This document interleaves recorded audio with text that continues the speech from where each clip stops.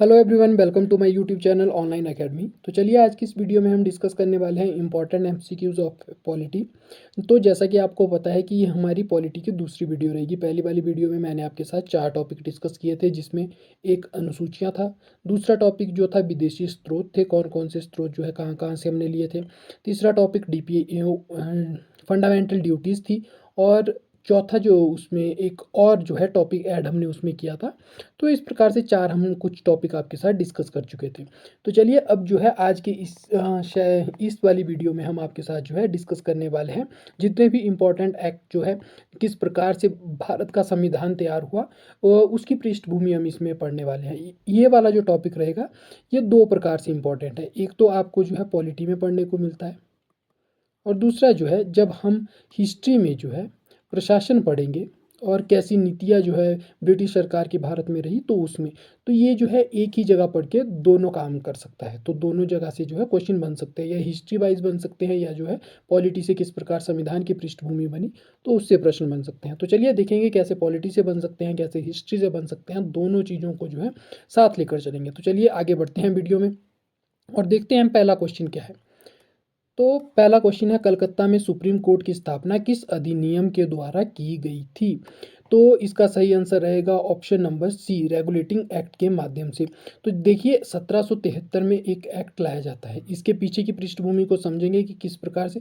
तो आपको पता होगा कि 1757 में प्लासी के युद्ध के बाद और 1764 में बक्सर के युद्ध के बाद जो है धीरे धीरे 1757 जब प्लासी का युद्ध हुआ तो राजनीतिक वर्चस्व प्राप्त हुआ कंपनी को। बंगाल में राजनीतिक हस्तक्षेप करने लगे और राजा जो है उनके मर्जी के अनुसार बनने लगे। और 1764 में जो है जब बक्सर का युद्ध हुआ 22 अक्टूबर को, उस दौरान क्या हुआ, उसके बाद जब शाह आलम द्वितीय को हरा दिया जाता है तो उसके बाद जो है कंपनी को अब वहाँ के दीवानी राइट्स मिल जाते हैं। कहाँ के? बंगाल के, दूसरा बिहार के, और तीसरा उड़ीसा के जो है दीवानी राइट्स जो है कंपनी को मिल जाते हैं। और इसके माध्यम से क्या होता है, एक ट्रीटी साइन होती है जिसमें ये लिखा होता है, तो वो है इलाहाबाद इलाहाबाद की संधि। हाँ कीजिएगा, इलाहाबाद की संधि जो है 1865 में होती है। 1765 में, सॉरी 1765 में। तो उसके तहत जो है दीवानी राइट्स मिलते हैं। अब कंपनी के पास इस प्रकार के राइट्स जो है कंपनी को प्राप्त हो गए थे। कंपनी अपना जो है आर्थिक रूप से स्वतंत्र हो चुकी थी और कंपनी धीरे धीरे जो है भारत में साम्राज्य विस्तार करने लगी थी। तो अब जो है ब्रिटिश सरकार जो है कंपनी से अब थोड़ा जो है चिंता में थी कंपनी को लेकर, कि कहीं कल को कंपनी जो है भारत में इतना बड़ा साम्राज्य विस्तार ना कर ले, या इतनी मजबूत ना हो जाए कि कल को आकर भारत से रूल करने वाली कंपनी कहीं इंग्लैंड पे रूल ना करने लग जाए। तो उसी को कंट्रोल करने के लिए कंपनी जो है ब्रिटिश सरकार एक मौका ढूंढ रही थी। और उसी के करते जब मैसूर और आंग्ल युद्ध होता है, उस दौरान जो है हैदर अली के नेतृत्व में मैसूर की सेना जीत जाती है और कंपनी हार जाती है। तो फिर जाकर जो है कंपनी का जितना भी कंपनी लॉस में चल रही थी वो सारी चीज़ें जो है सामने उजागर होती है, और उसी के बाद जो है रेगुलेटिंग एक्ट आता है। तो ये थी रेगुलेटिंग एक्ट की पृष्ठभूमि, जितनी भी पीछे की सारी चीज़ें मैंने आपके साथ डिस्कस कर ली। इसमें अगर देखा जाए तो इसमें क्या हुआ था, इससे पहले क्या होता था कि बंगाल में गवर्नर होता था। इससे पहले क्या होता था कि बंगाल में जो है गवर्नर होता था। और डिफरेंट आपको पता होगा कि जब भारत में कंपनी आई थी, 3 जगह इसकी कॉलोनीज थी, एक बंगाल, दूसरा मद्रास, और तीसरा जो है यहाँ पे सूरत बॉम्बे साइड में थी। तो अब क्या होता था, यहाँ पे अलग अलग गवर्नर थे, तीनों प्रेसिडेंसी में अलग अलग थे। किसी प्रकार से शासन जो है केंद्रीकृत नहीं था। तो अब क्या किया गया, बम्बई और जो मद्रास वाला था इनको जो है बंगाल के गवर्नर के अधीन लाया गया, क्योंकि बंगाल सभी गवर्नर जो है बंगाल के गवर्नर के अधीन आ गए थे। तो इसीलिए इस पद को अलग नाम दिया गया और इसे बंगाल का गवर्नर जनरल कहा गया। तो याद रखिएगा आप कि बंगाल का गवर्नर जनरल जो बना था पहली बार, वो इसी एक्ट के माध्यम से जो है ये पद सृजित किया गया था। उसके बाद देखा जाए तो यही आगे चलकर 1833 में भारत का गवर्नर जनरल, और 1858 में जो है ये बनेगा भारत का वाइसरॉय। और स्वतंत्रता के बाद यही जो है भारत का जो संविधान है उसमें 52वां जो अनुच्छेद है, भारत का एक राष्ट्रपति होगा, वो इसी पद को सृजित किया गया था। इसी पद का जो परिवर्तित रूप है वही भारत का राष्ट्रपति है। तो मैंने आपसे कहा था कि हिस्ट्री, तो जितनी भी हमने चीज़ें पीछे डिस्कस की वो हिस्ट्री से संबंधित थी। ये सभी चीज़ें हिस्ट्री से संबंधित है। और जो अनुच्छेद 52 की हमने बात की, ये पॉलिटी के लिए एक संविधान निर्माण करते समय या कहें पृष्ठभूमि जो है निर्मित कंपनी के इसी एक्ट के द्वारा की गई थी। तो खैर 1773 के बारे में इतनी हम यहाँ से नॉलेज लेकर आगे बढ़ेंगे। तो चलिए आगे देखते हैं अगला क्वेश्चन क्या है। बंगाल का गवर्नर जनरल कौन था? तो ये चीज़ हम आपके साथ डिस्कस कर चुके हैं कि बंगाल का पहला गवर्नर जो बना था गवर्नर जनरल, वो था वॉरेन हेस्टिंग। वॉरेन हेस्टिंग जो है पहले अगर कहा जाए तो बंगाल का अंतिम गवर्नर, बंगाल का अंतिम गवर्नर और पहला गवर्नर जनरल वॉरेन हेस्टिंग था। चलिए आगे बढ़ते हैं, अगला क्वेश्चन देखेंगे। भारत में दोहरे शासन प्रणाली की शुरुआत किस अधिनियम के द्वारा की गई थी?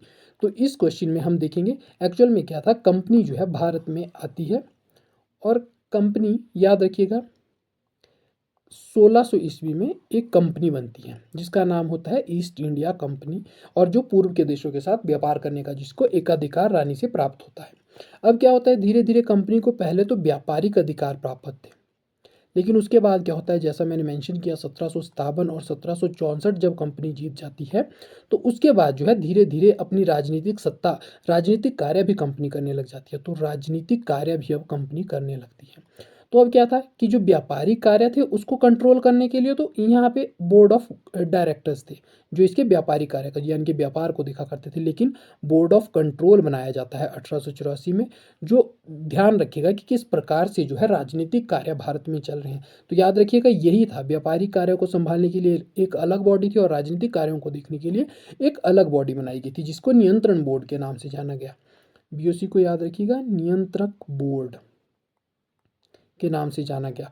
तो इसमें क्या होता है, अलग अलग, क्योंकि दो जो है शासन या कहें दो ऐसी संगठन बना दिए गए या संरचनाएं विकसित कर दी गई जो शासन को अलग अलग रूप से अलग अलग डायमेंशन पे चलाने वाली थी। तो इसीलिए जो है इसको नाम दिया जाता है दोहरा शासन प्रणाली, और इसकी शुरुआत हुई थी ईस्ट इंडिया एक्ट 1784 के माध्यम से। तो आपका ऑप्शन नंबर बी जो है सही आंसर रहेगा। चलिए अगले क्वेश्चन की ओर बढ़ते हैं। अगला क्वेश्चन है, भारत में ईस्ट इंडिया कंपनी का व्यापारिक एकाधिकार को चाय और चीन को छोड़कर किस अधिनियम द्वारा समाप्त किया गया? तो इसमें देखेंगे कि क्या क्या आपके ऑप्शन रहेंगे। तो इसमें चार्टर एक्ट 1793 रहेगा, चार्टर एक्ट 1813, 1833 और 1858। तो इसका सही आंसर रहेगा option number B, charter act 1813। याद रखिएगा कि 1813 का जो चार्टर एक्ट था इसके 3 मुख्य प्रावधान आपको याद रखने हैं, जिसमें पहला होगा कि कंपनी का जो है एकाधिकार, अभी तक क्या था कि कंपनी को व्यापार से पूरी तरह से एकाधिकार प्राप्त थे, लेकिन धीरे धीरे औद्योगिक क्रांति होती है। औद्योगिक क्रांति के बाद क्या होता है कि वहाँ के लोग, इंग्लैंड के लोग जो है अब मांग करने लगे कि उन्हें भी व्यापार के लिए भारत के मार्ग उनके लिए भी खोले जाए। तो उसके बाद जो है एक मुक्त अर्थव्यवस्था बनाने के लिए जो है इस चार्टर में एक प्रावधान किया जाता है कि जिसके माध्यम से अन्य जो ब्रिटिशर व्यापारी थे वो भी भारत की ओर आ सकते थे। तो इसमें ही जो है एक प्रावधान किया गया जिसमें लिखा गया कि चाय और चीन, चाय पूरब के साथ और चीन के बारे में बात की जाए तो चीन का जो अफीम का व्यापार था उसका एकाधिकार जो है ईस्ट इंडिया कंपनी को प्राप्त था। बाकी सारे एकाधिकार जो है कंपनी के समाप्त कर दिए गए थे, और ये वाला अधिकार जो है 1833 के चार्टर के माध्यम से समाप्त कर दिया जाता है। दूसरा जो देखेंगे तो 1 लाख रुपए शिक्षा पर खर्च करने के लिए जो है कंपनी को आदेश दिया जाता है। और तीसरा है, ईसाई मिशनरियों के लिए भारत के दरवाजे खोले जाते हैं। ये पहला मौका था जब ईसाई धर्म को प्रचारित करने के लिए किसी संवैधानिक प्रावधान या किसी प्रकार के कानूनी रूप से जो है भारत में पादरी भेजे जाने लगे थे। तो ये जो है इस प्रश्न से हमें इतनी इन्फॉर्मेशन मिल सकती है।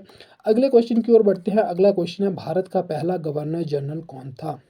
तो ये चीज़ मैं आपके साथ डिस्कस कर चुका हूँ। तो इसका सही आंसर रहेगा लॉर्ड विलियम बेंटिक, भारत का पहला गवर्नर जनरल था। तो जैसा कि यहाँ पे एक चीज़ याद रखिएगा, 1773 का रेगुलेटिंग एक्ट, दूसरा 1833 का चार्टर एक्ट, 1858 का भारत शासन अधिनियम, और फिर आएगा 1900 26 नवंबर 1950।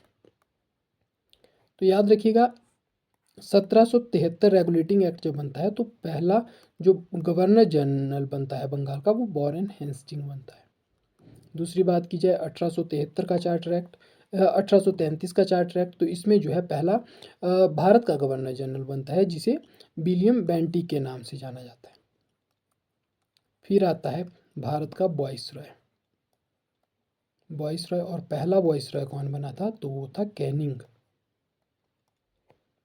और अलग देखा जाए आगे तो फिर 1950 जब 26 नवंबर 1950 को जो है भारत का संविधान लागू हुआ तो उसमें लिखा गया अनुच्छेद 1949, माफ़ कीजिएगा 1949, तो यहाँ पे लिखा गया कि जो 52वें अनुच्छेद में लिखा गया कि भारत का एक राष्ट्रपति होगा और उसमें जो है सारी शक्तियाँ निहित रहेगी। तो ये वाली चीज़ थी। यहाँ पे अगर बात की जाए तो 26 जनवरी भी कर सकते हैं हम, 26 जनवरी 1950 या 26 नवंबर 1949 की बातचीत रहेगी। तो चलिए अगले क्वेश्चन की ओर बढ़ते हैं। आई होप आपको ये क्लियर हुआ होगा कॉन्सेप्ट। अगला क्वेश्चन है किस अधिनियम में बंगाल के गवर्नर जनरल को भारत का गवर्नर जनरल बनाया गया। तो ये चीज़ हम आपके साथ डिस्कस कर चुके हैं कि बंगाल का गवर्नर जनरल जो है 1833 के चार्टर एक्ट में भारत का गवर्नर जनरल बनता है। आगे चलते हैं अगले क्वेश्चन की ओर। किस अधिनियम के तहत भारत के लिए सचिव पद बनाया गया। तो इसका जो सही आंसर रहेगा वो रहेगा ऑप्शन ए।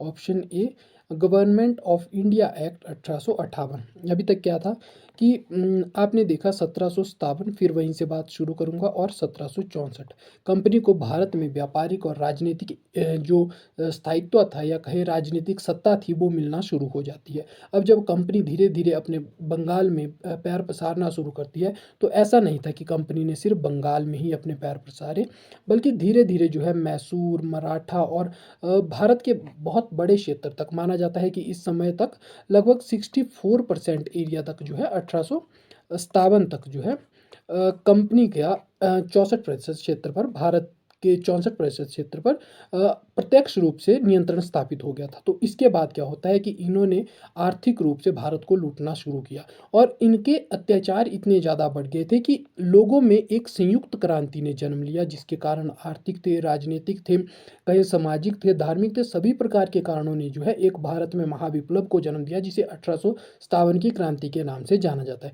इसमें कंपनी की सत्ता जाते जाते बचती है, यानी कि लगभग समाप्त ही हो जाती है। अगर कुछ भारतीय जो रियासतें थी उन्होंने अंग्रेजों की सहायता ना की होती तो भारत जो है शायद आज़ाद हो गया होता।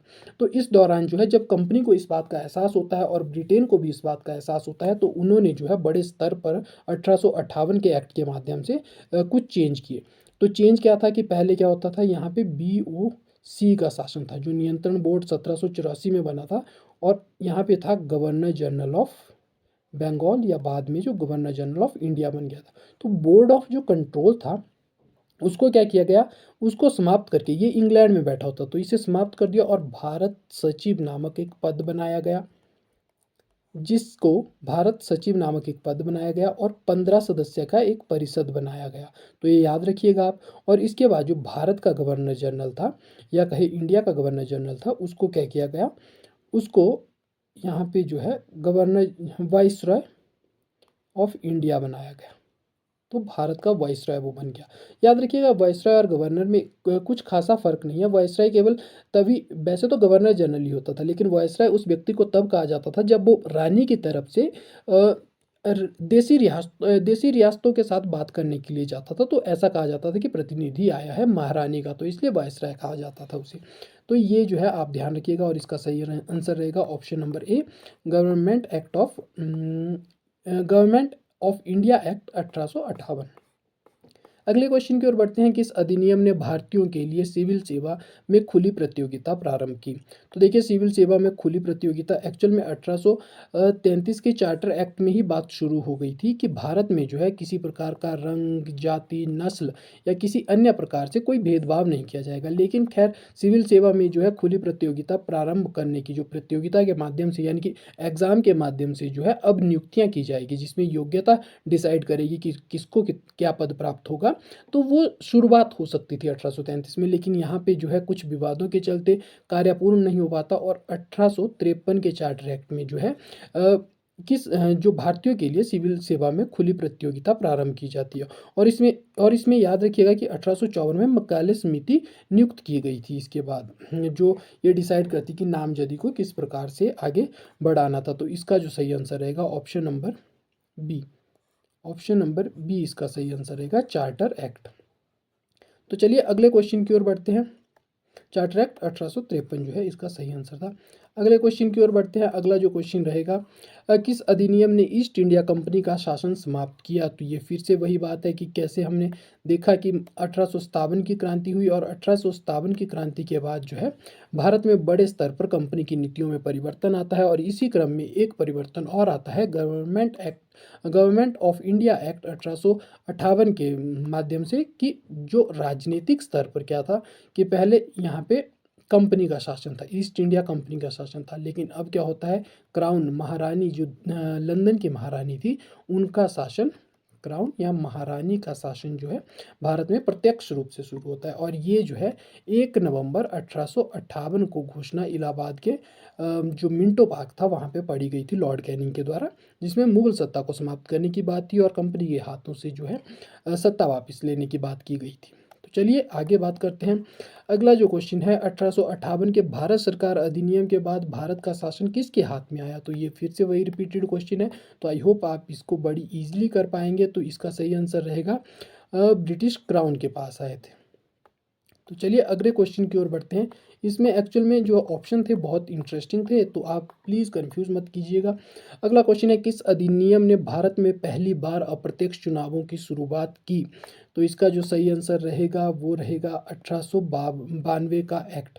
इसके माध्यम से जो है भारत में पहली बार अप्रत्यक्ष रूप से चुनावों की शुरुआत हुई थी। हालांकि यानी कि जो विधानसभा या उस समय के कहें विधानमंडल जो थे वहाँ पे अब सदस्यों को चुना जाना था, लेकिन वो सदस्य किस प्रकार से, कोई प्रत्यक्ष चुनाव से नहीं बल्कि अप्रत्यक्ष निर्वाचन के माध्यम से चुने जाने थे। तो ये याद रखिएगा कि 1892 का ये एक्ट था, भारत शासन अधिनियम 1892 था। अगले क्वेश्चन की ओर बढ़ते हैं। किस अधिनियम ने मुसलमानों के लिए अलग निर्वाचिका प्रणाली शुरू की। तो इसका सही आंसर क्या हो सकता है। तो हमने देखा इंडियन काउंसिल एक्ट 1892 में क्या हुआ, इसमें जो है अप्रत्यक्ष निर्वाचन प्रणाली हमने अभी डिस्कस किया। और इसमें देखा जाए तो जो सही आंसर रहेगा वो रहेगा इंडियन काउंसिल एक्ट 1909। इसी के माध्यम से जो है पहली बार भारत में आगे चलकर जो पाकिस्तान बनेगा उसके बीच यहीं पे मार्ले मिंटो अधिनियम, इसे जो है मार्ले मिंटो अधिनियम के नाम से भी जाना जाता है, ये भी आप ध्यान रखिएगा। इसी के माध्यम से जो है आगे चलकर सांप्रदायिकता के बीज पड़ते हैं और इसी में जो है मुसलमानों के लिए पृथक निर्वाचन प्रणाली की भी शुरुआत की गई थी। और यहाँ पे डॉक्टर राजेंद्र प्रसाद ने जो है एक काफ़ी फेमस स्टेटमेंट दिया है कि पाकिस्तान का पिता कौन है, तो वो है मिंटो जो भारत का गवर्नर था, और मार्ले जो वहाँ का भारत सचिव था। तो ये जो है इन दोनों के द्वारा संयुक्त रूप से लाया गया एक्ट था। तो ये चीज़ें आप यहाँ पे याद रखिएगा। अगले क्वेश्चन की ओर बढ़ते हैं। अगला जो क्वेश्चन रहेगा, प्रांतीय स्वायत्तता किस अधिनियम द्वारा लागू की गई थी। तो प्रांतीय स्वायत्तता जो है याद रखिएगा कि 1935 के गवर्नमेंट ऑफ इंडिया एक्ट 1935 के माध्यम से लागू की गई थी। इसमें क्या था कि केंद्र में द्विसदनात्मक व्यवस्था लागू की गई थी, जैसे वर्तमान में लोकसभा और राज्यसभा की बातचीत है। और केंद्र को कैसे स्वायत्तता दी गई थी, तो शक्तियों का बंटवारा किया गया था।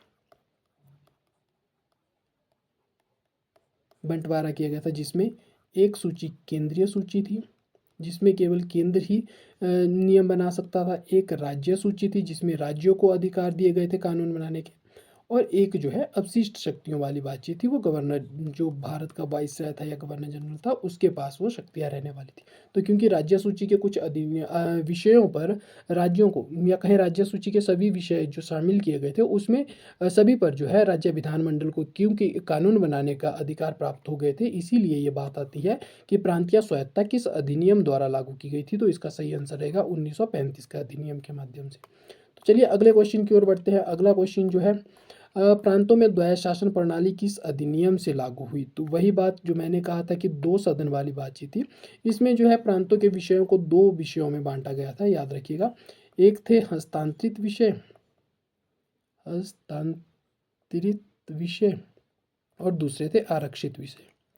तो हस्तांतरित विषय में क्या होता था कि गवर्नर जनरल जो है विधानमंडल के या जो चुनकर लोग आए होते थे उनकी सहायता से जो था कानून बनाता था। कुछ गिने चुने जो कह सकते हैं विषय होते थे, गिने चुने जो टॉपिक्स होते थे उन पे कानून बनाता था गवर्नर जनरल। लेकिन मुख्यतः जो मेन टॉपिक्स थे या कहे मेन जो चीज़ें थी राज्य के शासन व्यवस्था को चलाने के लिए वो आरक्षित कानूनों में थी। और इसमें जो है ये क्या करता था, खुद गवर्नर जो होता था राज्य का, और उसके बाद अगर देखा जाए तो प्लस याद रखिएगा कि यहाँ पे जो काउंसिल थी इसकी उसकी मदद से बनाया करता था। तो सिर्फ कहने मात्र के लिए जो है कह सकते हैं कि हस्तांतरित विषय के माध्यम से कुछ प्रतिशत अधिकार जो है भारतीय लोगों को दे दिए गए थे, जो ये चुनकर जो है विधानमंडलों में भेजे गए थे। तो आप यहाँ पे याद रखिएगा। अगले क्वेश्चन की ओर बढ़ते हैं। इसका सही जो आंसर रहेगा वो याद रखिएगा, गवर्नमेंट ऑफ इंडिया एक्ट 1919। अगले क्वेश्चन की ओर बढ़ते हैं। अगला क्वेश्चन रहेगा, किस अधिनियम को भारत का लघु संविधान कहा जाता है? तो देखिए लघु संविधान जो कहा जाता है वो रहेगा सही answer option number C, government of India act 1935। और क्यों कहा जाता है लघु संविधान? तो इसके पीछे का कारण है कि भारत में जब संविधान बना तो 395 के आसपास उसमें अनुच्छेद जोड़े गए, और इसी क्रम में जो है इसी में से 250 से अधिक जो अनुच्छेद थे वो सीधा का सीधा 1935 के एक्ट से ही उठा लिए गए थे। तो इसीलिए शब्दशः क्योंकि यहाँ से कानून उठाए गए हैं इसीलिए इसी को जो है भारत का लघु संविधान कहा जाता है। तो ये आप याद रखिएगा। अगले क्वेश्चन की ओर बढ़ते हैं। अगला क्वेश्चन है, किस अधिनियम में प्रांतों में द्वैध शासन प्रणाली समाप्त कर दी गई थी? तो ये मैं आपके साथ अभी डिस्कस कर चुका हूँ। तो इसका सही आंसर रहेगा option number C, government of India act 1935। चलिए अगले क्वेश्चन की ओर बढ़ते हैं। किस अधिनियम ने ईस्ट इंडिया कंपनी का शासन समाप्त किया? तो ये फिर से रिपीटेड क्वेश्चन है। तो इसका सही आंसर रहेगा option number B, government of India act 1858। अगले क्वेश्चन की ओर बढ़ते हैं। केंद्र में द्वैध शासन की व्यवस्था किस अधिनियम में प्रस्तावित की गई? तो ये भी रिपीटेड क्वेश्चन रहेगा। इसमें गवर्नमेंट एक्ट द्वैध शासन की व्यवस्था किस अधिनियम में प्रस्तावित थी? तो सी इसका सही आंसर रहेगा 1935। अगले क्वेश्चन की ओर बढ़ते हैं। अगला जो क्वेश्चन है, भारत के अंतिम वायसरॉय कौन थे? तो इसका जो सही आंसर रहेगा वो रहेगा लॉर्ड माउंटबेटन। अगर भारत के अंतिम पूछा जाए और स्वतंत्र भारत के पहले पूछा जाए, स्वतंत्र भारत के पहले वायसराय भी यही थे, याद रखिएगा। प्लस यहाँ पे याद रखने लायक क्या है कि स्वतंत्र भारत के अगर पहले भारतीय अगर पूछे जाए तो वो होंगे सी राजगोपालाचारी। तो ये आप याद रखिएगा। अगले क्वेश्चन की ओर बढ़ते हैं। अगला क्वेश्चन जो रहेगा, आई थिंक ये इस वीडियो का अंतिम क्वेश्चन होगा। भारतीय रिजर्व बैंक आरबीआई की स्थापना किस अधिनियम के तहत की गई थी? तो देखिए अगर स्थापना की बात की जाए तो उल्लेख जो है 1900 गवर्नमेंट ऑफ इंडिया एक्ट 1935 के माध्यम से था। लेकिन क्वेश्चन की जिस प्रकार की भाषा बन रही थी तो इसके लिए जो सबसे उपयुक्त अगर कहे उपयुक्त जो ऑप्शन हो सकता था वो हो सकता था आरबीआई एक्ट 1934, जिसके माध्यम से 1 अप्रैल 1935 को आरबीआई की जो है स्थापना की गई थी। लेकिन क्योंकि यहाँ पे जो है वो एक्ट नहीं है और गवर्नमेंट ऑफ इंडिया एक्ट 1935 में भी आरबीआई के स्थापना संबंधित प्रावधान थे, तो वो सारी चीज़ों को देखकर जो है इसका आंसर ऑप्शन नंबर सी होता। अगर आरबीआई एक्ट 1934 ऑप्शन में होता तो हम जरूर उसके साथ जाते। तो चलिए ये इस वीडियो का अंतिम क्वेश्चन था। आई होप आपको वीडियो पसंद आया होगा, हर प्रकार की इन्फॉर्मेशन आपने इंजॉय की होगी। तो चलिए वीडियो को यहीं समाप्त करते हैं। Thank you so much.